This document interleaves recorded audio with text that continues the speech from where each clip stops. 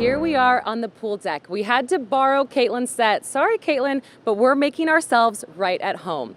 Good evening and welcome to Lane 9. I'm your host, Ariana Kukers. There was so much action in the pool tonight, but the event that I made the Olympic team in, the 200 individual medley, went off tonight. And it was the first time that I got to see finals live. As soon as the finalists came out, my heart started racing. My palms were sweaty. I was nervous. I was excited. I was anxious for everything that was about to go down.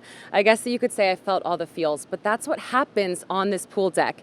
And the action all happened right here. We're right where it all happened. All the sweat, all the tears, everything that went down. It smells like chlorine in here. It's amazing. And it all wrapped up. And we're going to talk to Carolyn Joyce about it coming up. We have a couple Olympic gold medalists stopping by, and Gary Hall Jr. has some unsettling questions. And we just don't know who's going to show up at our new location. Let's start the show. Kara, here we are on the pool deck. This is my first time being here since the meet started. Yeah, welcome to my second home. I know, this really is your second home. There was a lot of things that happened tonight, and let's just get started with the 200 butterfly for men. Yeah, men's 200 butterfly, no surprise here. Michael out to a very commanding lead right from the get-go. We saw a much stronger swim from him than we did in prelims and semifinals. He sharpened up his turns, things that he had concerns about before. Off the last wall, we saw Tom Shields try to make a move on Michael, but Michael, being who he is, didn't let it stand and brought it home for the number one finish tonight. And he held up that number 5. I don't know if you saw that, but his 5th Olympic team. So really impressive. And you could even see in the interview that he did after, he was just full of emotion. And after he had done, I guess, his victory lap around the pool, his fiance and baby Boomer came down and he hugged and kissed them. And just seeing that emotion on his face and seeing somebody who is now going to 5 Olympics, and it looks as if it was the first one he'd ever qualified for. It's pretty cool to be, that surprised, by Michael's reaction and see how humble he gets. Even though it's his 5th Olympic Games and he is Michael Phelps, it's still the Olympics. Yeah. Every single time. It doesn't matter who you are. It's a magical thing to make it. Yeah, it really is. So let's go on into the women's 200 freestyle. Women's 200 free. We saw our 2 superstars finish in the 1-2. Yep. Katie Ledecky with the win.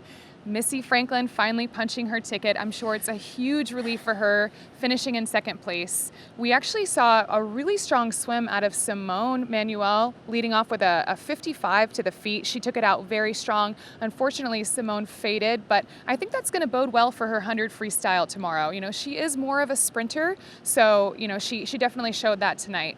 Yeah, and then the 3rd and 4th place got in there were Leah Smith and Allison Schmidt. Yes. Punched their tickets, which is so exciting. And I saw Schmitty this morning. She seemed relaxed. She was happy. Leah Smith is having a phenomenal meet. Yes. And these are second for Katie Ledecky and Leah Smith. This is their 2nd race that they're qualifying in for the Rio Olympics. Yeah, we have a loaded field. I definitely think that's the fastest the top 4 finishers have ever been at this meet. In the 200 freestyle, all 4, I believe, under 157. Wow. So that's going to be an extremely strong relay. I spoke to Todd after Missy's swim tonight, and he had some tears in his eyes because it doesn't matter. It doesn't matter who you are. It's always special to make it. And I asked him, what did you say to Missy? How did you get her ready tonight? And he said, I walked up to her and I said, Missy, you're a racer. You love racing. This is your thing. And you're Missy Franklin. Go out there, race, and be Missy Franklin. I just got chills. Yeah, and she had that closing speed that we became so familiar with 4 years ago. Yeah, it was great to see, and I can't wait to see what kind of relay they put together here in a few weeks.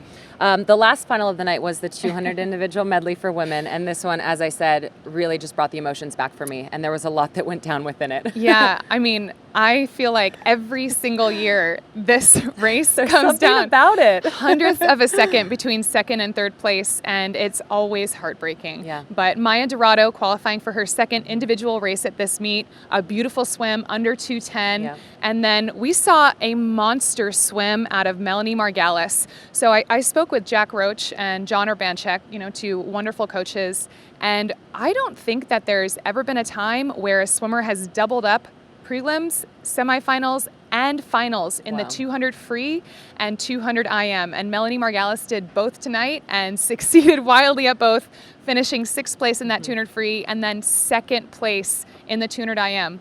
she turned at the 150 mark in 5th place and brought it home with that Margalis closing speed. You know, her older brother being a phenomenal distance swimmer for years and years. So a wonderful swim out of those girls. And seeing that swim both made me ecstatic for Melanie because I know what it's like to be on the good side of that. And it shattered my heart for Caitlin. Absolutely. Because I know what it's like to be on the other side of it. And I'm so proud of her. And I saw her this morning and hugged her. And going into it, she said, I'm just going to put together the best race that I possibly can. And I think she's going to come out tomorrow with the 200 breaststroke and have a good swim, Caitlin is. But I agree. We'll see her again in the 200 breaststroke tomorrow. Her breaststroke leg tonight looked very strong. So that's definitely promising for her next race. Yeah. Okay. So some semifinals were the 100 freestyle for men. That is going to be fast. Yes, the men's 100 freestyle. So tonight we saw in our first heat, Anthony Irvin taking it out very strong, just like he did in prelims.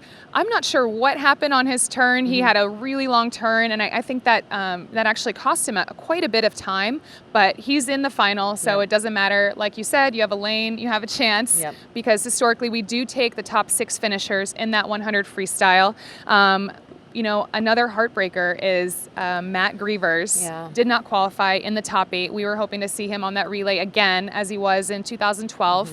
But you know what? He also has another race in him. He has the 200 backstroke left, and he's got the heart of a champion. He really does. And he's a fan favorite. People just go, he is such a great guy. And I think we're going to see some more from him in his last race. 200 butterfly for women. There was a little bit of drama in this one this morning with Camille Adams, and kind of a shock on the pool deck. Camille Adams touched first this morning and then showed a disqualification. It was overturned. She had a great swim tonight. What did the finals or the semifinal look like?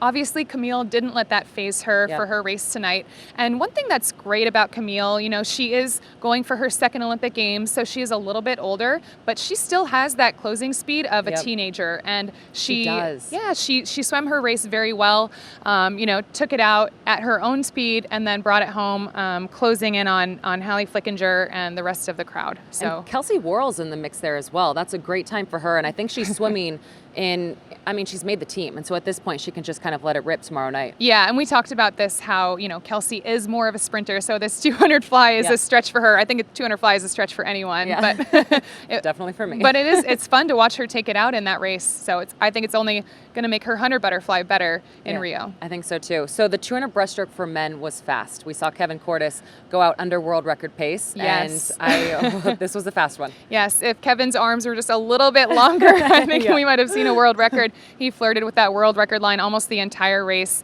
We saw Josh Bruneau and Cody Miller again in the final. So again, that 200 breaststroke, just like the 100 breaststroke, always comes down to the finish, how these guys time their finish. And that'll be a great race to watch unfold tomorrow. I was actually sitting in front of Brendan Hansen as this race was going off, and he was yelling so loud and was fired up for them as they were going through the race. And I think we're going to see something out of Kevin tomorrow that might surprise everybody in a great way. He obviously put on a great show tonight, but there's something about the finals energy when you know it's the last chance and it's on the line that I think something might come from that. Yeah, and it is special sitting with past Olympians and watching them see their races that they used to swim and how they have, you know, such an emotional attachment to it like you do and Brendan does. Yeah. It's pretty special, this meet. You know, it's bringing a lot of people back together. It really is. And there's so many newcomers on this team. And, you know, the more that I see and I'm getting to know these familiar faces, both familiar as well as new, and I can't wait to see. I think that they're full of fire and light as they're going into Rio, and wide-eyed in a good way. Wide-eyed in a way that they have a lot of racing under their belts, and they're ready to go. I completely agree. I think that we are seeing a huge changing of the guard here. I believe our team is at over 70% new, and just a great mix. The last time we saw a team like this, a team this young with this many rookies, might have been 2004. So it's definitely been a while, and with all these newcomers, all this new energy coming to the team, I think it's going to be so exciting to watch in Rio. Sky's the limit for these guys. I think so too. Well, thank you for keeping us up to date, Kara. My pleasure.